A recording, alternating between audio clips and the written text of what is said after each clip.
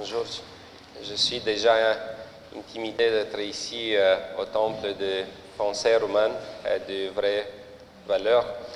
Et maintenant, quand j'ai entendu qu'il faut parler en français à cette heure-là, c'est déjà encore plus difficile pour moi parce que je viens et je vis la plupart de ma vie dans le monde du politicien, de l'homme d'État qui travaille et prend des décisions aussi vite qu'ils n'ont jamais temps de penser.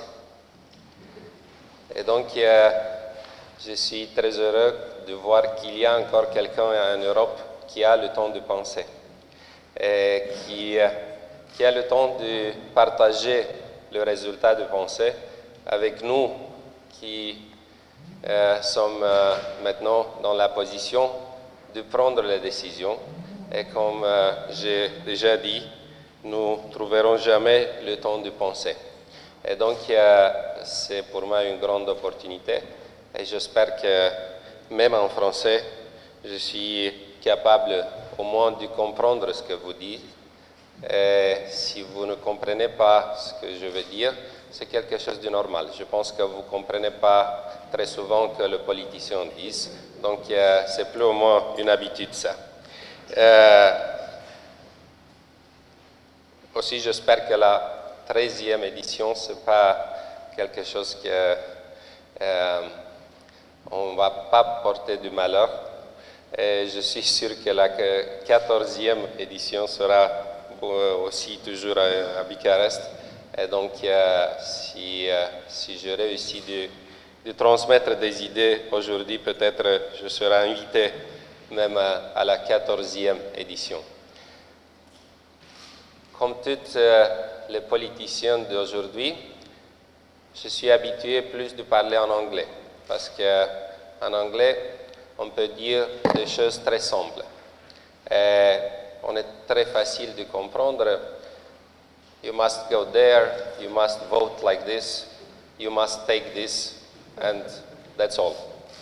Donc, je me sens beaucoup plus confortable en anglais, mais quand même, je me sens beaucoup plus confortable en anglais, en français, parce que je viens de Kiev.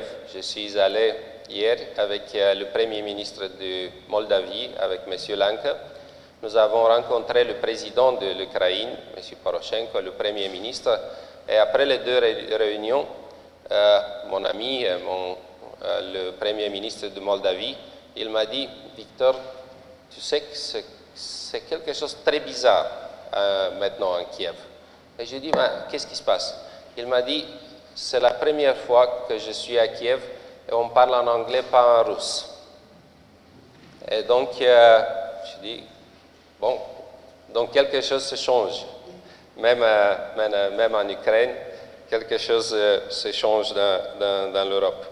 Et donc, la demande, y a-t-il deux Europes? Je ne connais pas la réponse, mais quand même, je peux dire que c'est beaucoup pire de n'avoir pas aucun Europe. Si nous avons deux, trois, ça veut dire qu'il y a encore l'espoir de réunifier l'Europe. S'il n'y a pas d'Europe, il n'y a rien de réunifié. Et pour dire la vérité, quand j'ai vu le résultat des élections européennes en mois de mai, j'ai eu peur que peut-être il n'y a plus l'Europe. Il n'y a que des forces politiques qui considèrent maintenant que le rêve européen est mort. Et donc, il faut avoir dans le Parlement européen,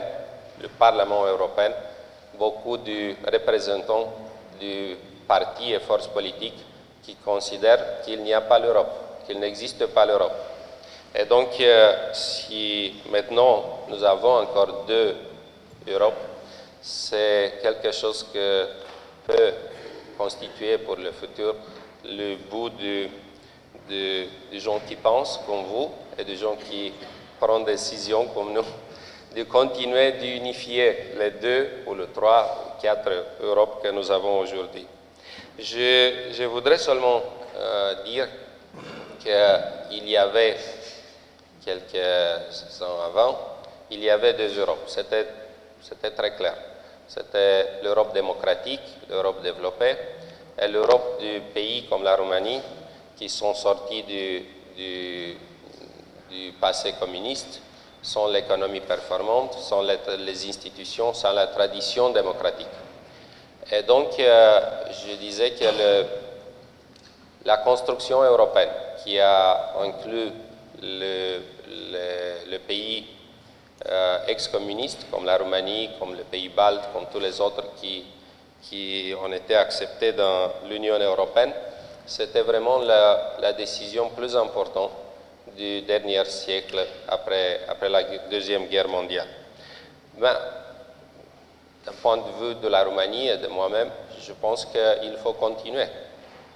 L'Europe ne sera pas unifiée avant que même tous les pays du Balkan de l'Ouest, et je parle tout d'abord de la Serbie, qui a été considérée, a souffert beaucoup, mais tous les autres pays du Balkan de l'Ouest, mais aussi l'Ukraine, la Moldavie, peut-être même la Géorgie qui semble d'être aussi loin, mais en fait fait des efforts d'être européenne comme nous.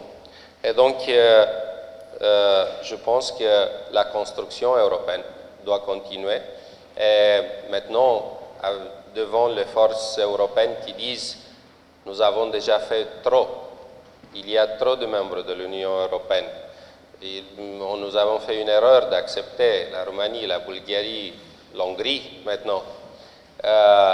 Il faut dire que non, si on pense que d'avoir une seule Europe, c'est le projet plus important, donc il faut continuer. Il ne faut pas dire nous avons déjà fait trop et donc il faut mettre à fond à la construction européenne. Mais aussi pour la Roumanie, c'est une période de faire la preuve que nous sommes capables d'être part de la société européenne.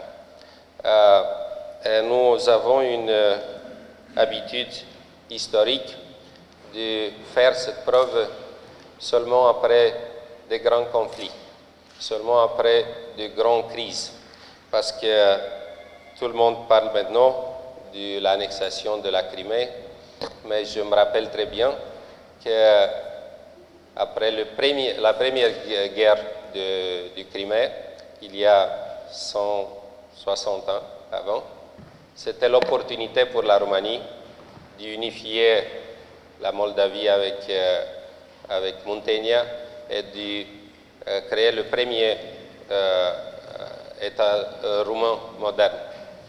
Après la Première Guerre mondiale, nous avons réussi de faire l'unification avec la Transylvanie.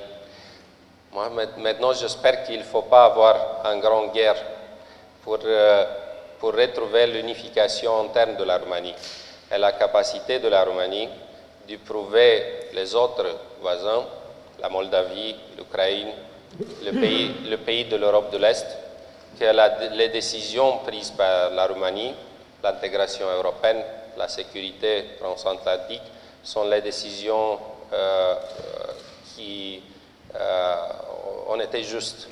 Et donc j'espère seulement qu'après la crise qui existe, et je peux vous garantir qu'elle existe encore parce que, comme je disais, j'arrive de Kiev, j'espère que ce sera l'opportunité pour la Roumanie de retrouver dans le pays les forces et la capacité d'être unifiés en vrai et de prouver que nous sommes part de la famille européenne. Ce n'est pas très facile, c'est peut-être naïf de penser qu'on peut changer tout en quelques mois ou en quelques années, mais si je regarde l'histoire, c'était possible de changer presque tout. C'est seulement de trouver l'opportunité, d'avoir le courage et la vision.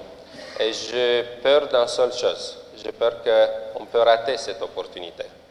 J'espère que la Roumanie est le pays de la région, parce que ce matin à 9 h, je suis allé participer à la réunion de la région du Mer Noir.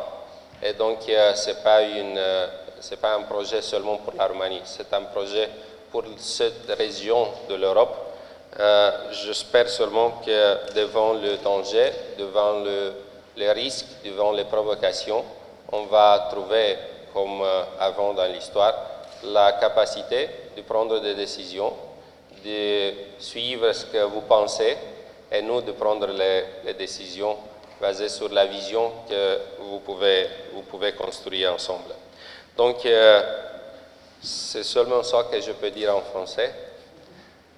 Heureusement, je ne parle pas en anglais parce que en anglais, c'est beaucoup plus facile de faire des erreurs. Et donc, c'est pour ça que j'ai préféré de parler en français.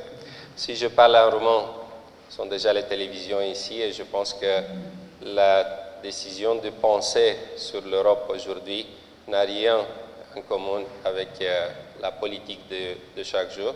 Et donc, encore une fois, je vous remercie pour l'honneur d'être invité ici. Je vous remercie pour l'opportunité de vous écouter. Et je ne peux pas promettre, même si je suis un politicien, mais je préfère seulement d'écouter. Et après ça, peut-être si vous pensez à quelque chose d'important, nous, on va être capable de prendre les décisions basées sur le résultat de votre pensée. Encore une fois, je vous remercie beaucoup et permettez-moi d'écouter et de prendre des suggestions de ces réunions. Encore une fois, merci beaucoup.